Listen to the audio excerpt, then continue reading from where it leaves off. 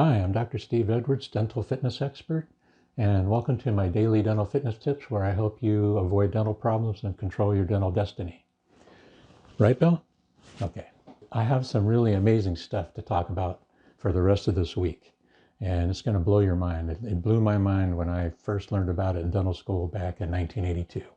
I want to help you understand this so that you can get the best oral health out of this COVID-19 time.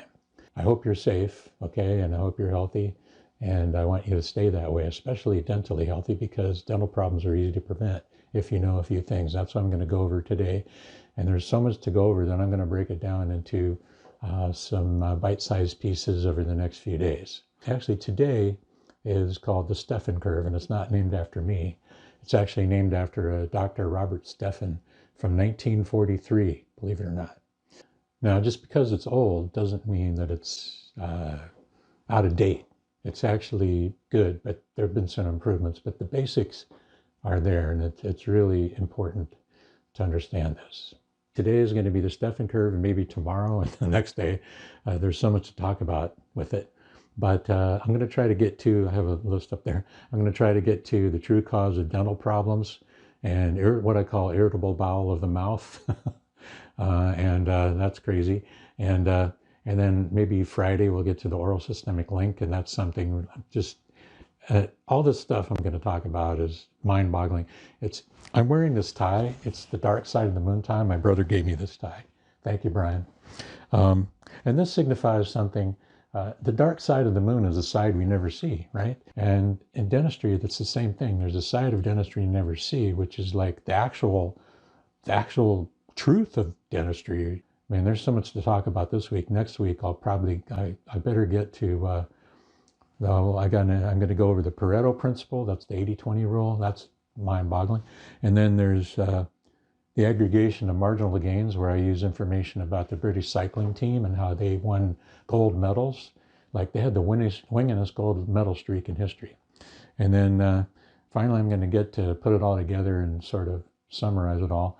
But that doesn't mean it's the end. I mean, that's just the beginning, because I want you to understand what's going on, and I want you to apply stuff, and then we can advance. Okay, we can advance and do better.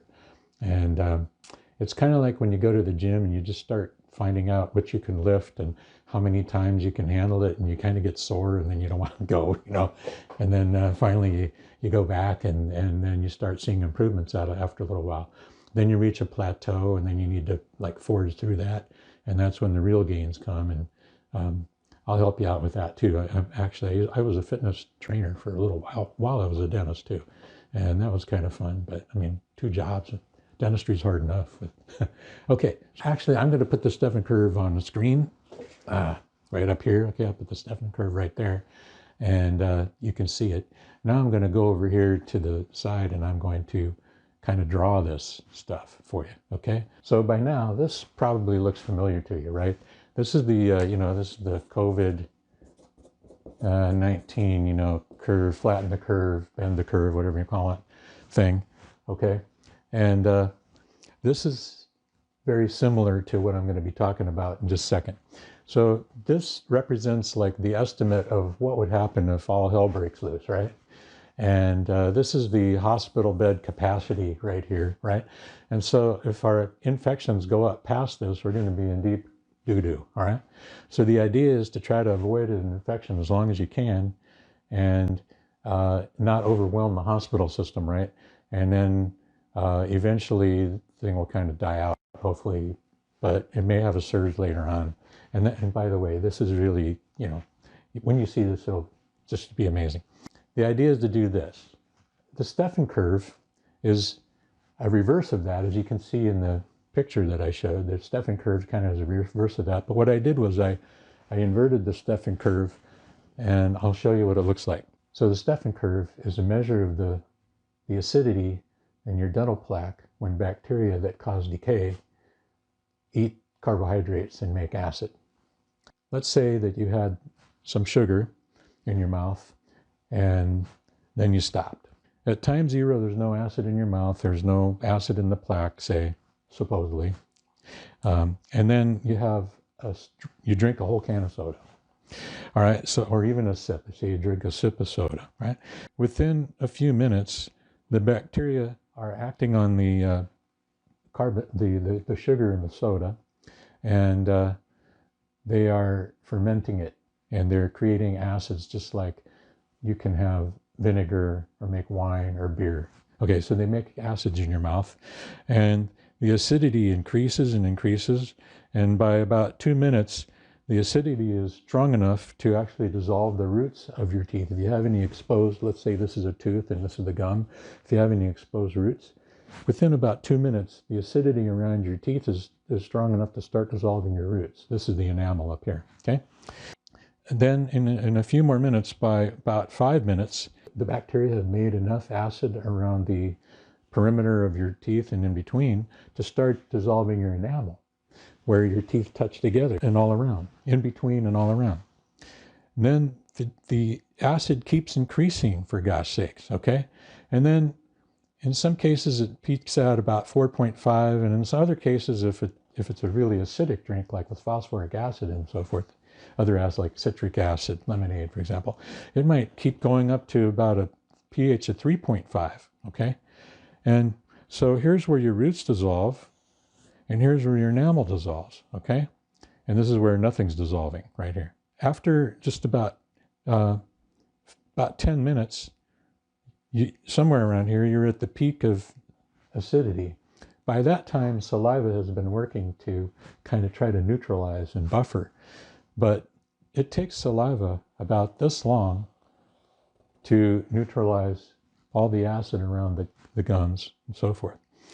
That means that everything in this area is dissolving until about 50 minutes, okay? So that means your enamel between your teeth, your enamel where they touch each other, the hardest part of your teeth, is dissolving from right about, say, 5 minutes to something like 40 minutes, okay?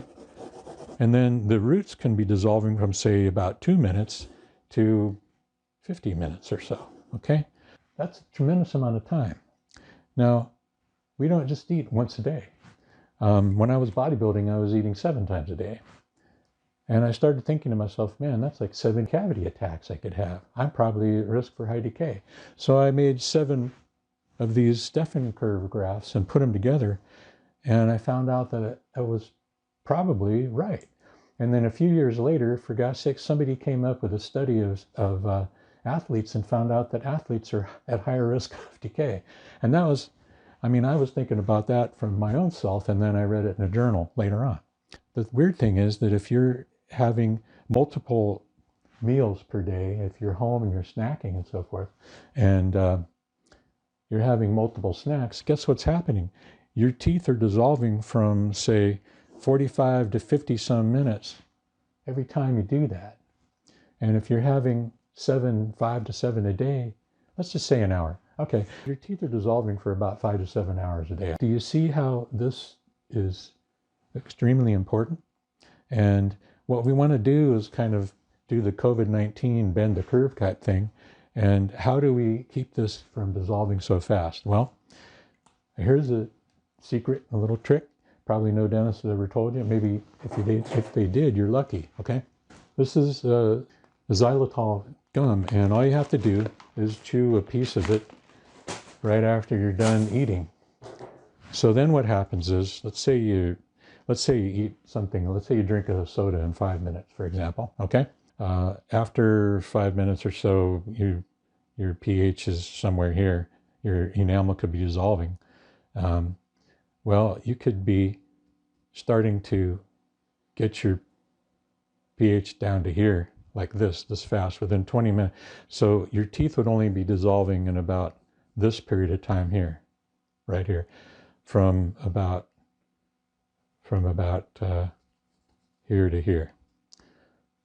So it's like 16 minutes or something instead of 45 to 55 minutes, you see. And actually, teeth can handle that kind of stuff.